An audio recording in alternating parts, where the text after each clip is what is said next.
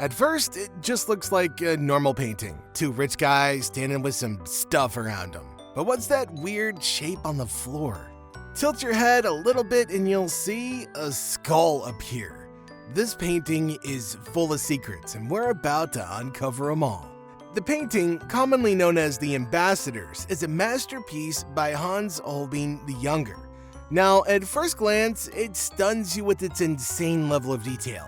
The way he painted the fabrics, textures, and the lighting makes everything feel almost real, like you could just reach in and touch it.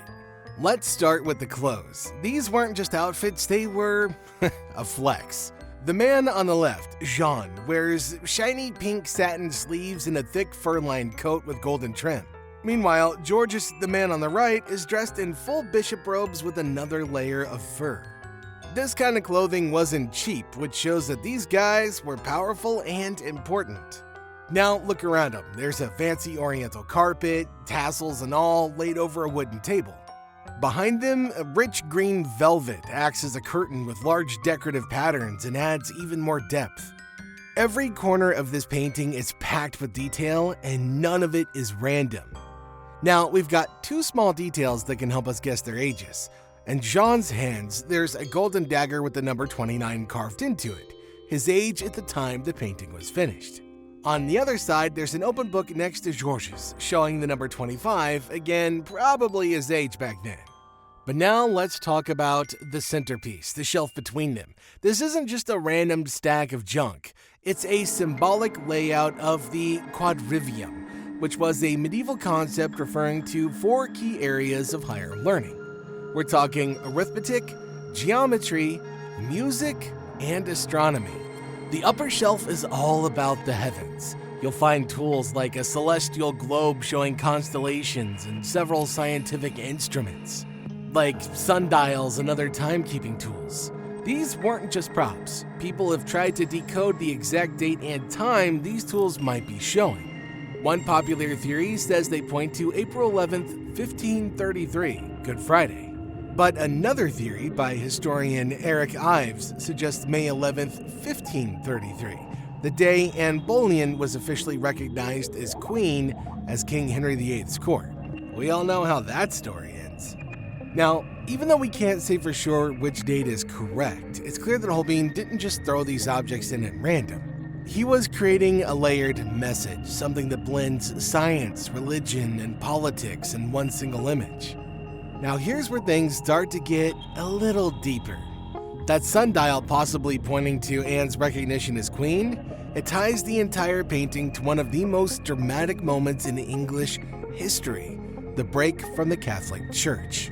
When Henry VIII defied the Pope to marry Anne, it was the start of England's path to Protestantism. So if he really did reference that exact date, then this painting is more than just a portrait. It's a quiet but powerful commentary on a world in transition.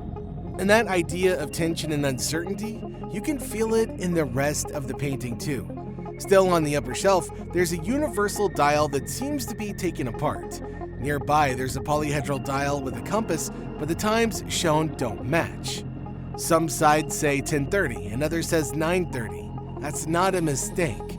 It might be his way of showing that even time itself felt unstable in those days. Then we get to a strange and beautiful instrument called a torquetum. It was used in ancient astronomy to track the position of planets and stars. During the Renaissance, it was a prized scientific tool, and people like Jean, wealthy, educated diplomats, would have been fascinated by it. So it's interesting that even with all of these complex tools, the painting doesn't aim for technical accuracy. Maybe that was the point. Maybe the artist just wanted to reflect the chaos and confusion of his time.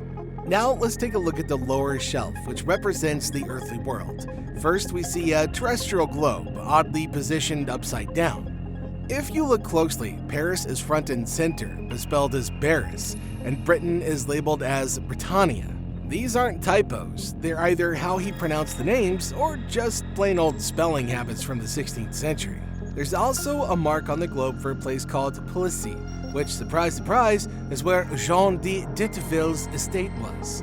That tiny clue helped historians finally figure out who he was. Next to the globe is an open arithmetic book paired with a set square. Now, the book is real. It's a new and reliable book of calculation by Peter Apian, a German scholar. The page Holbein chose? It's about division and even has the title, Let the Division Be Made. Subtle, but powerful, especially during a time when the religious division was literally tearing Europe apart. And then we see something a bit more emotional, a lute and a case of flutes. Now, normally these instruments would symbolize harmony and peace. But here, the lute has a broken string, and one of the flutes is missing. The artist flips the symbol. It's not harmony, it's disharmony, a world where things are out of tune and discordant. Finally, near the bottom, there's a choral book, a Lutheran hymnal to be exact. It's open to 2 pages, both real, but Holbein rearranged them intentionally. One side shows Martin Luther's hymn, Come Holy Spirit, and the other page features a shortened version of the 10 Commandments, also by Luther. It's a clear nod to the rise of Protestant beliefs, placed right in the middle of a painting full of Catholic symbolism. So what's he really saying? Maybe he's not taking sides. Maybe he's showing a world caught between science and faith, power and belief, order and chaos. One thing's for sure, every inch of the ambassadors is packed with meaning. And now it's time to talk about the strangest part of all, that weird shape on the floor. Now this is where things start to get really deep and honestly kind of emotional. Do you remember that Lutheran hymnal?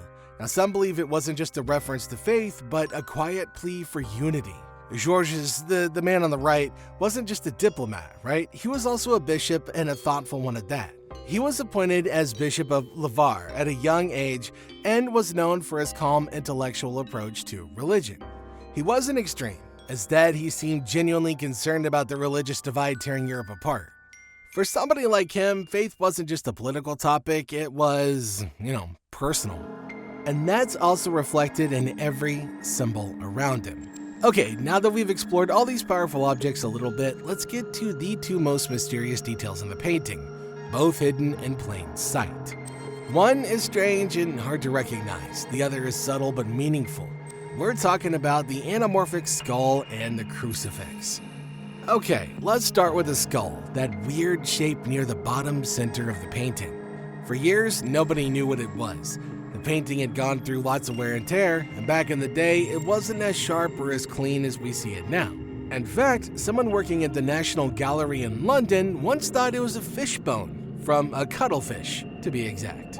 Well, turns out they weren't entirely wrong about it being a bone, just the wrong kind. What Holbein actually painted was a human skull, but in such a stretched, distorted way that it's barely recognizable unless you view it from a very specific angle. This technique is called anamorphosis, and he used it brilliantly. From the front, your eyes are drawn to the 2 men, their wealth, and all the scientific instruments. But the moment you step to the side, the skull snaps into focus. See, during the Renaissance, people were very aware of their mortality. Plagues, wars, and disease were everywhere.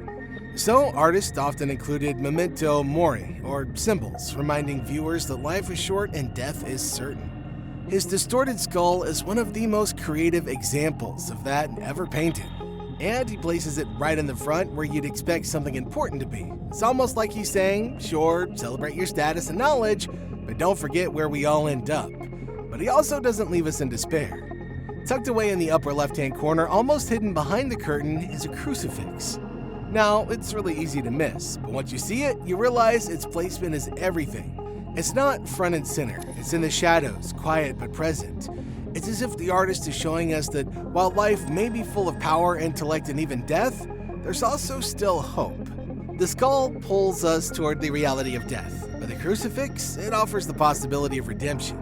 This painting is way more than just a portrait. It's a conversation between the material and the spiritual, the seen and the unseen, the temporary and the eternal. And he doesn't spell it all out. He leaves it for all of us to find.